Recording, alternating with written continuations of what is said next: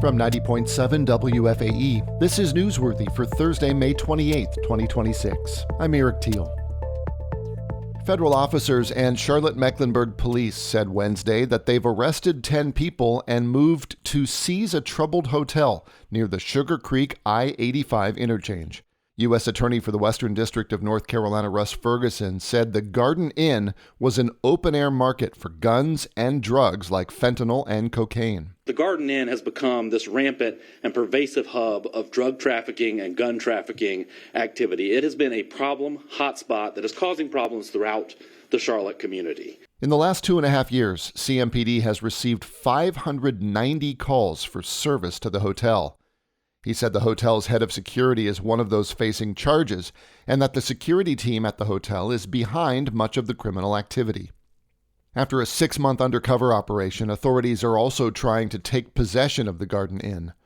The Sugar Creek I-85 area has been described as a crime hotspot for years because of the cluster of low-priced hotels that give people cover for criminal activity. Lyles could remain Charlotte's mayor past her June 30th retirement date if city council members can't agree on who will replace her and finish the last 17 months of her term. Steve Harrison has this report.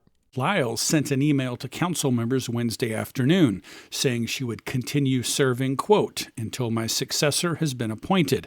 Council members on Tuesday night approved a schedule for picking the new mayor, with applications opening on Tuesday and a pick to be made on June 22nd. But it's possible council members will struggle to find someone who can get a majority of 6 votes. One reason, there's expected to be a handful of candidates running for mayor in 2027, and some council members are wary of giving a potential challenger an advantage of being the incumbent mayor. Mayor Pro Tem James Mitchell already said he wants the job. He said he won't run for mayor if he's picked. Steve Harrison, WFAE News. Employees in North Carolina's executive branch are now banned from profiting off their knowledge on platforms like Kalshi and Polymarket. Adam Wagner reports from Raleigh. Governor Josh Stein signed an executive order Wednesday barring executive branch employees and appointees from placing bets based on information gained at work. Stein, a first-term Democrat, says he does not know of any state employees who have placed such bets.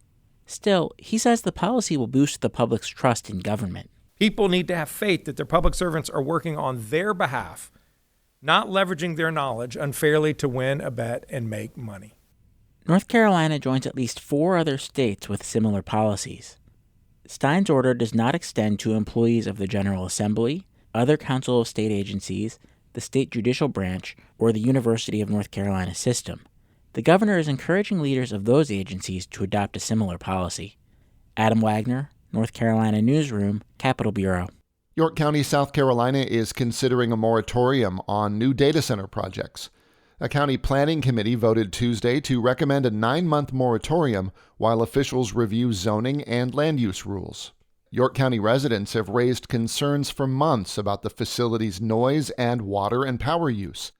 The proposal now heads to the York County Council, which would need to hold a public hearing before approving the moratorium. Disgraced insurance executive Greg Lindbergh has been sentenced to 12 years in federal prison for his role in a multi-billion-dollar fraud and bribery scheme. Federal prosecutors say Lindbergh siphoned more than $2 billion from insurance companies he controlled and later tried to bribe North Carolina Insurance Commissioner Mike Causey as regulators began investigating his companies. The scandal also ensnared former North Carolina Republican Party Chair Robin Hayes, who resigned in 2019 after pleading guilty to lying to the FBI. Prosecutors say thousands of policyholders are still owed more than $1 billion. A former adult video store employee is suing former North Carolina Lieutenant Governor Mark Robinson, accusing him of abusing the legal system during last year's race for governor. WRAL in Raleigh reports Louis Love Money says Robinson falsely sued him for defamation after Money publicly claimed Robinson frequented his adult video store years before entering politics. Robinson later acknowledged on a podcast that some of the allegations about his pornography use were true. Money is now seeking reimbursement for legal expenses tied to the earlier lawsuit. A dance performance at the Mint Museum in Charlotte Wednesday night celebrated the African diaspora around the globe and right here Elvis Menayese has more. A group of refugee and immigrant kids from Tanzania and the Democratic Republic of Congo dressed in African attire as they performed.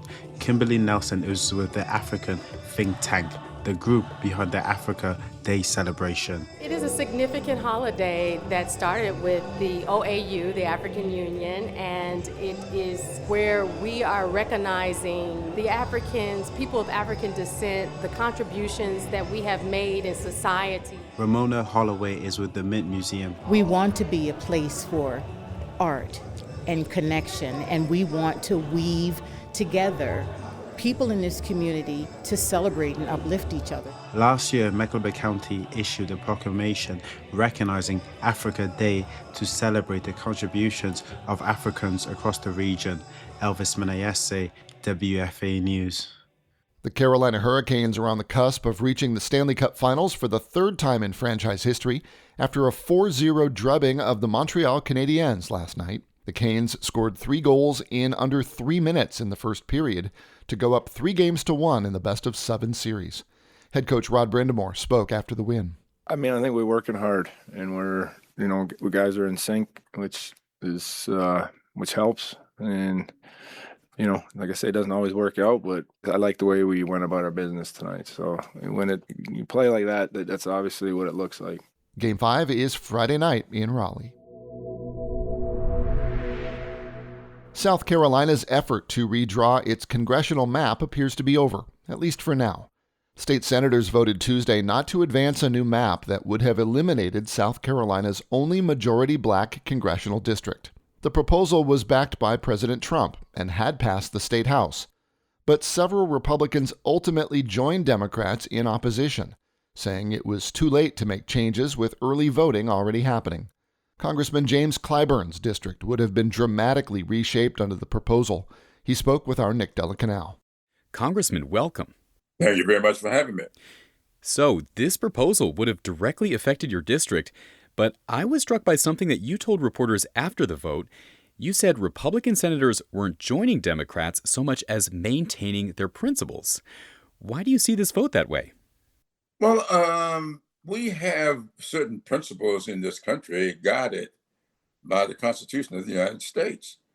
And 2 years ago, this district went before the Supreme Court. And the United States Supreme Court said it was, in fact, constitutionally drawn. But the White House decided, the heck with all of that. And we want to get rid of the majority black 6th congressional district. Well, in the first place, my district is not majority black.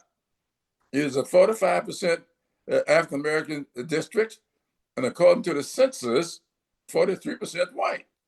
So where is that is a racial gerrymander? So I think that what these senators were doing was standing by the principles of redistricting as well as the Constitution, and it's not anything to do with Jim Clyburn. Now, supporters of this map said that they were simply trying to strengthen Republican representation in Washington, but you've said these efforts are part of a new Jim Crow and an effort to dilute black voting power. Because that's what it is. I'm telling you, I started delving into politics when I was 8 years old. I know racism when I see it. I know it when I hear it. I know it when I feel it.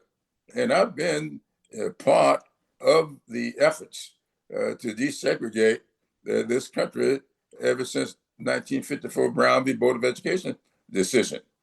And so this is not about Republican partisanship. This is about mega. And for people to pretend that it's something else, it is a bunch of ignorance. This effort was part of a broader national push by President Trump to have Republican-led states redraw districts ahead of the midterms. What does it say to you that Republican senators in South Carolina ultimately resisted that pressure? Because fundamentally, South Carolinians have a tremendous, very broad, independent streak. And they do not wish to be dictated to. They do not wish to be made pawns. And the majority of this Senate, and a lot of them, decided to go public with it.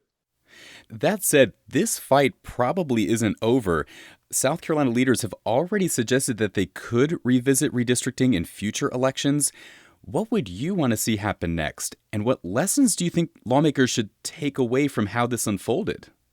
I want to see the legislature open up a map room. Tell the public, if you're interested in what is happening to your community, come in and take a look at the map room. That's the way we've done it before. And the process took 2 years the last time. Here's a process you're supposed to take 2 weeks because it's coming from on high. Now, finally, you are seeking an 18th term. After all these decades in politics, did anything about this episode surprise you? No, a lot of it disappointed me. But no, I wasn't surprised at anything.